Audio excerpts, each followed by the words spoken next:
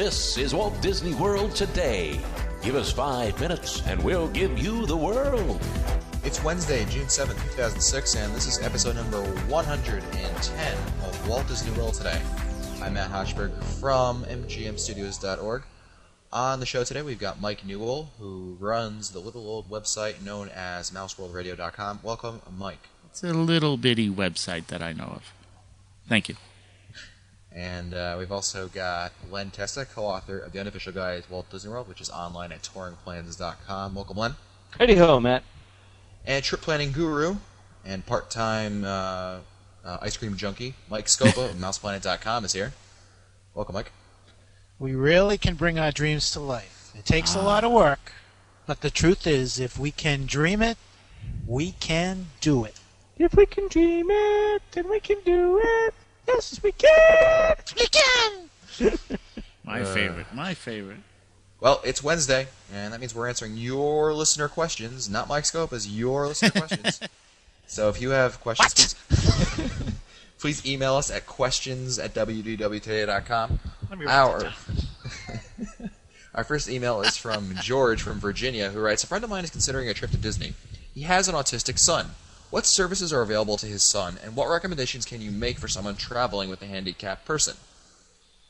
I think whatever advice we could give will be minuscule compared to the sort of advice that your friends can find from Deb Coma's book for visiting Walt Disney World with special needs, right, Len? Yeah, I think that's your best choice. But I actually did write a piece about traveling with autistic children to Walt Disney World, and it's on Deb's site. So if you use her search feature, you can search by name, by my name. You can say Len and then autism, and find it. But yeah, definitely pick up the book.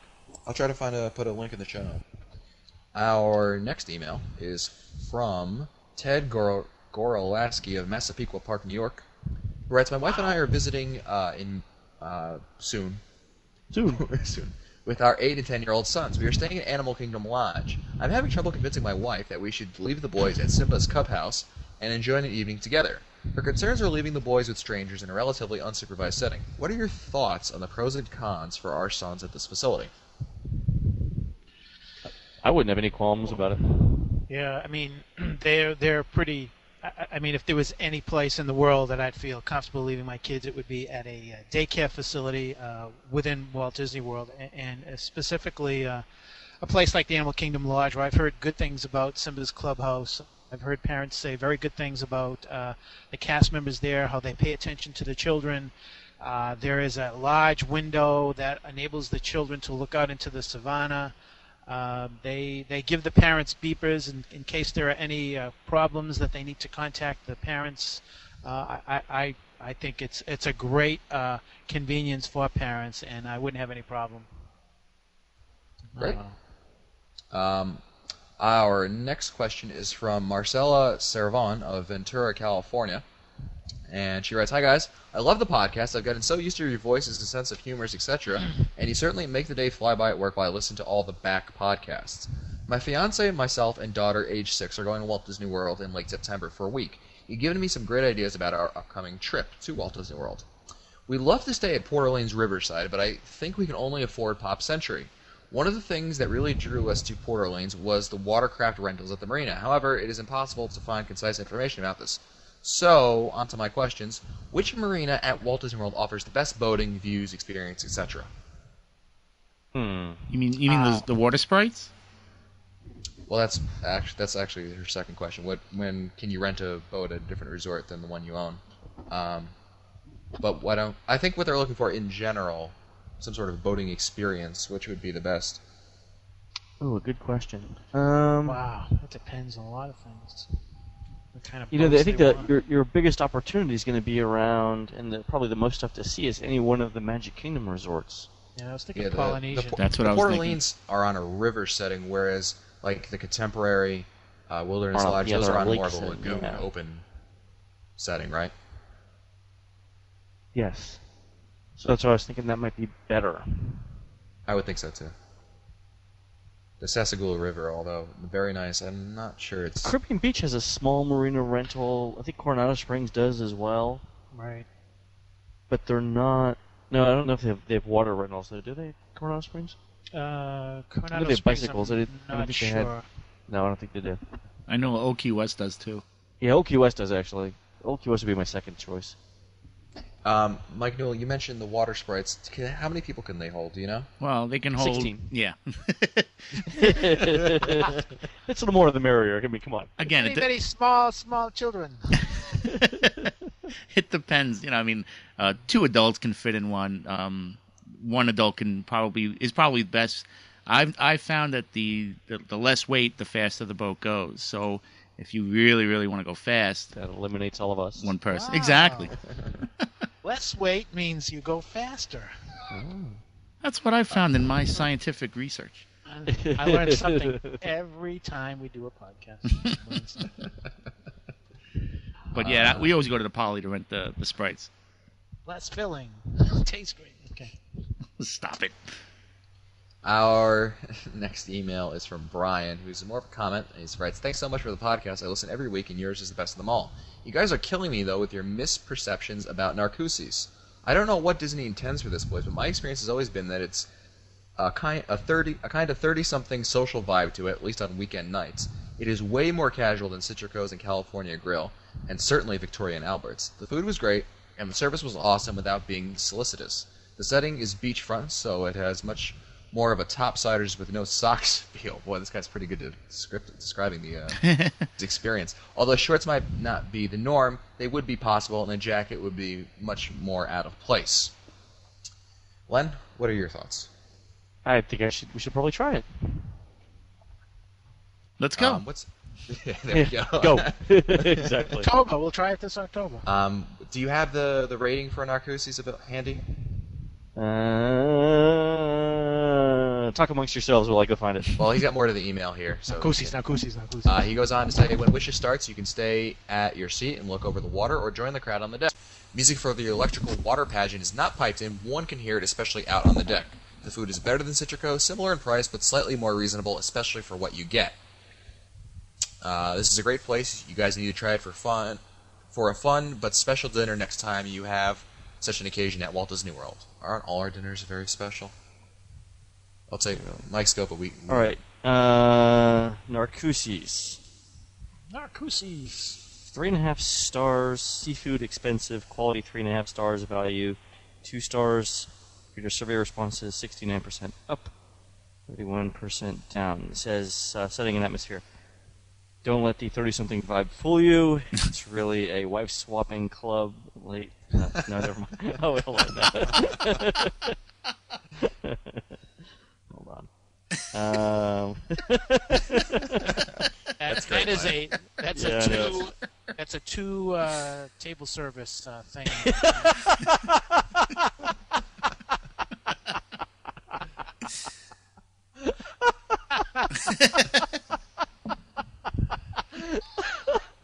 Leave it to its Funniest thing ever said on the show. 110 episodes it took.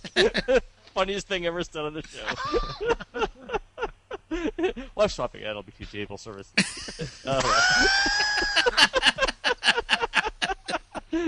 Oh wait, that's not what you meant. I'm like, yeah, wife swapping. He's like, yeah, that's a 2 table service credit. Hey, can we trade? I'm like, oh my god. Can That we was trade this funny. guy for Steve Seifert or something? Jeez. Oh. Very nice. All right. Oh, great, that was Len. funny. So every time I see Narcoossee's now, I'm going to start cracking up. My wife's going to say, "What's funny?" Wife And swapping. 2 credits. Two And credits. then you're like, honey, have you seen my room key? Where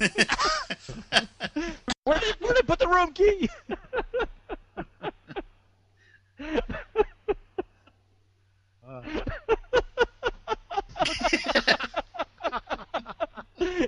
Honey, you know where we're gonna go tonight? Narcoossee's. Oh, but I hate seafood. No, you'll love it though. Really, we need to go.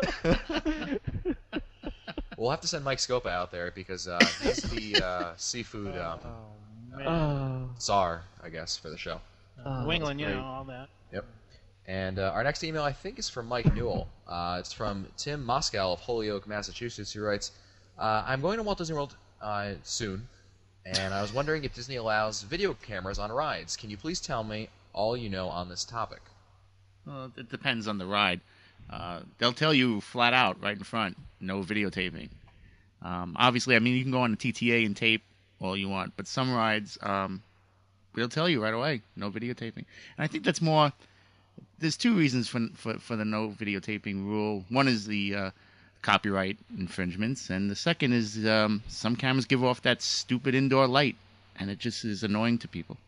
Well, a lot of the times, Mike, they'll always say no exterior lighting, right? Which tells me you can videotape, exactly, but you can't turn the light on like your floodlights, right? That's what I take it as. So, and of course, I think the other issue a lot of times is not so much of them videotaping being the problem. The real issue is that they can become flying blunt objects. Exactly. You don't want to get smacked in the head with the... Yeah, if you're going on Everest with your camera, I mean, that's a little silly. Yeah. But I've seen some great vid from wdwmagic.com. They've got video of, like, Big Thunder. That's phenomenal. That's tough. That's a tough ride to tape. This guy, it could be from Disney themselves. It was just the best ride video. Huge. You can blow it up to full screen and still see it all. I'd love to see that. I gotta check that out. Our next email comes from Paul Lally of Troy, New York, who writes, "My friends and I are going to Walt Disney World later this year, and we're trying to cut corners in budget everywhere we can, and so we plan on bringing sandwiches into the parks most days rather than purchasing Disney-priced foods. The problem is that we'll be staying on property, and other than groceries, don't really have a need for a car. Everything I've read suggests the only decent way of getting to a grocery store without a rental car is via taxi cab, but I've yet to find any information on how to actually go about getting a taxi cab. Is it like New York City, where I can just go outside my hotel and flag down a passing cab and then flag another when I leave the grocery store? Or is it more like my home city of Albany, New York, in which I'd have to call a specific company and arrange a time to be picked up, and then, again, to be returned from the store to the hotel? If the latter, do you have any recommendations for the different companies?" It's funny that you mentioned this, because if you look in the phone book, you'll get a number for like Yellow Cab, and then City Cab, Checker Cab, and then Mears. It's all owned by Mears. Really? And by the way, the number is 407-422-2222. If you go onto their website, Matt, you can provide a link in the show notes. It'll actually give you an estimator for taxi cab fare from anywhere to like the Magic Kingdom, to Epcot, to Downtown Disney, and to the Universal resorts. But it is fairly expensive. I was checking on cab fare for some people 5 or 10 miles away, and it was like $28 one way. So at some point, you pay like $20 a day and get a subcompact economy car, like a two-door spec from Budget. Yep. And you got to wonder whether the taxi service is worthwhile, because really one ride or two rides, and you're probably better off paying for a rental car. What was that number again, Lynn? It's in the show notes, Scopa. Check. It's in the show notes, yeah. Read the notes, Scopa. I know there's a lot of twos in it. It was... I thought that too. 407-422-2222. Our next email is from Ken Schuster of Madison, Wisconsin. He writes, "Hi guys, great podcast. 2 quick questions. We are heading down there in 2 weeks, and I was wondering what may be our cheapest options as far as burning CDs. Our camera will hold 72 pictures, so I'm figuring we will have to clear it off at least 3 times. We're staying off-site at the Comfort Suites main gate east." I believe that you can do that in the parks, can't you? There's those little some select stores you can give them your memory and they'll give you a CD. Yes, I believe the one that I knew of was right outside Honey, I Shrunk the Audience, an Imagination. Yeah, I believe you.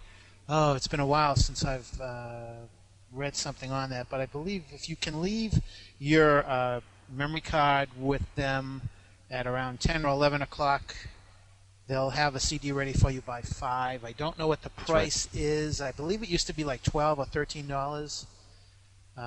They may be able to do it in the dark room in MGM Studios. Matt, you may know about that.